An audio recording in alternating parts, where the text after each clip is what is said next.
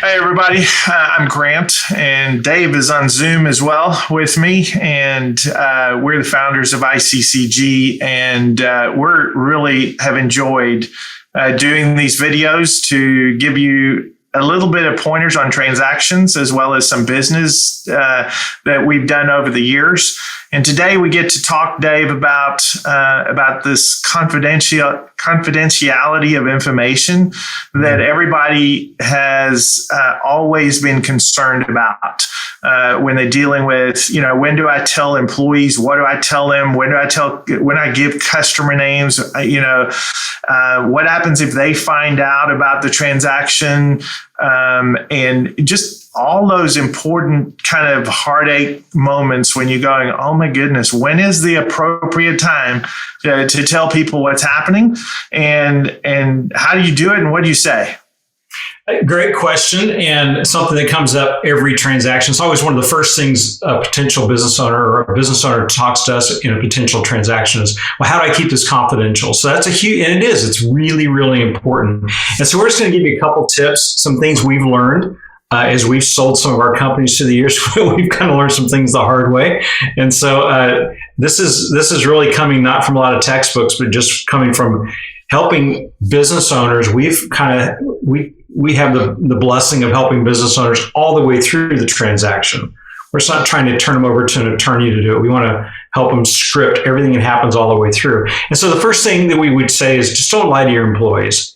And so, well, how do we do that then? Because, there's going to be a site visit. There's going to be, people are going to want to know what's going on. And so, the typical is just tell them just tell them that we're insurance agents, or just tell them that we're bankers going to be walking through or whatever. Well, the problem with that is as soon as you tell a blatant lie like that, and when the truth finally comes out, if the deal ends up closing, you've got egg on your face and you can't be trusted anymore as the former owner. And for sure, the new owners can't be trusted because they lied to the employees' faces before they even got to know them. So I think that's the long-term damage that's done. So, there's a lot of things you can talk about and be honest. You can talk about consultants. You can talk about, there's just different, every situation is different. We'll try to help you script that. The other thing you can say or don't say is everything will be the same, because believe me, everything will not be the same. So just don't make false promises out there. I think one thing you can just, you can say that things will be different, You can also say, say things like, I'm not going anywhere. I'll always be right here where I am. Well, as the business owner, chances are that won't be the case long term, right, Grant? I mean, there's not one business that, there's a business that we sold years and years ago that I heard the other day that our pictures were still up on the wall. So I guess we are present, but but we haven't talked to those people in a decade. Maybe they were referring to the dartboard. I think it's the dartboard that's up there. But here's the deal. It's not look, you're not just selling your company. You're also passing on this legacy that you've started, and also helping your very loyal employees land well. And so you need to be a great steward of information and have integrity, and confidentiality. True confidentiality takes that. So it's very important. Grant, what are some other things we need to? Yeah, it's super important. But even on the practical side, I mean, you and I both know, Dave, the deal's not done until the money's in the bank. Right. And the minute your people or your customers get to know that there's something going on and that you're selling, you may lose some leverage in the negotiations with the buyers, right? And so having advisors that know that this is the case and that it is important, they're going to keep buyers' visits outside of office hours. They're going to keep communication from potential buyers away from the office. And there's another practical side to this, and that is that you've got a business to run, and you don't need the distraction of all of those things anyway. And so having advisors that can take that, remove it away from the office, decreases the potential that information is going to get out prematurely. And it also allows you to carry on running the business. One of the other things we need to look at is the whole idea of the NDA. In the non-disclosure agreement that is just thrown around out there so much, really needs to be taken very seriously. And I think from a seller standpoint, you really realize that what you're signing is to keep this thing confidential. These things are only as good as the people who sign them. And we know a ton of situations where people have broken those non-disclosures in the sake of, I just wanted to let someone know something or whatever. And it just doesn't serve anyone well. And so one of the reasons an intermediary is so important is because they can get in, if they're worth their value, they're getting in and vetting who they are. They're making sure that people know that the information we're passing along to you is considered under the non-disclosure agreement that you sign. I remind oftentimes buyers of that verbally, and they get a little offended, and I just apologize and say, well, this hasn't always been followed. So, but as a seller also realize that you've got a confidentiality. And one of those things that when you sign a letter of intent with somebody, Grant's going to cover that in just a moment, but there's some pieces of that go with it that you need to stay really true to that confidentiality. So there's a lot of things that we over that NDA that even we don't let disclose. Things like customer list, for instance. We're not going to disclose customer list just because someone signs an NDA until it's the appropriate time in the transaction.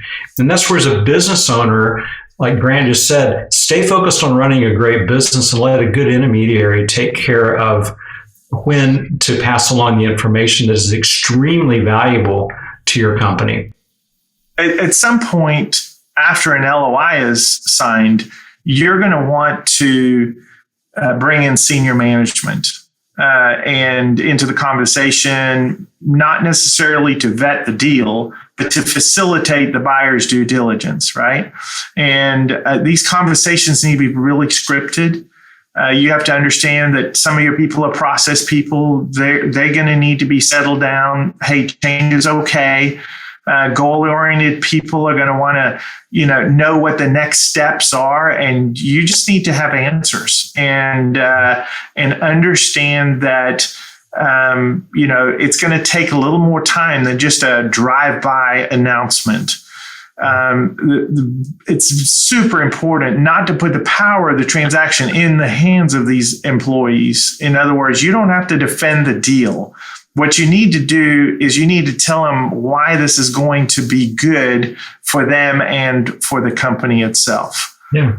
Oftentimes, Grant, we found too that really empowers those people to jump in like we've never seen them jump in before, because they really feel like they're helping someone, the founder of the company or the seller, to accomplish something that they're really happy for them about. And so, and quite frankly, sometimes they want the owner to get out the door so they can try their own ideas, right?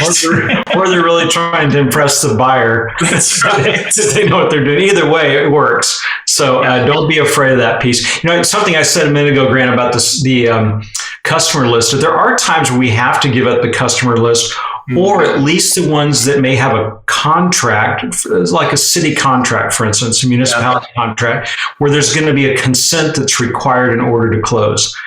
And those consents can be kind of rough to get sometimes. Sometimes they can be real easy depending on how you ask for them and how the contract reads. But, there are ways to do it. There's a thing called a step closing, which we don't like to do a lot of times. But if needed be, you can do that where you go ahead and sign the documents. And then there's a window of a week or two to where the final closing takes place. The next step is to get all the consents. And once those are in order, then the final closing and funding takes place.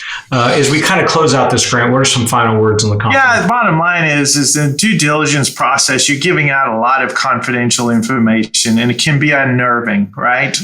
That's why we always say, having somebody like us, an intermediary, that's the focal point, will make sure things that some information that you give is sanitized, employee names, customer names, those kinds of things, that the timing and extent of information is good, that some things are password protected.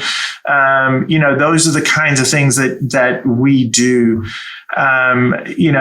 having somebody on your team also that's been in that position where they've sold and they understand the tension that you're going through, and try to mitigate some of that pressure for you, so that, the information that the buyer needs, first of all, to give you an offer that's acceptable and that is not going to be retraded like crazy.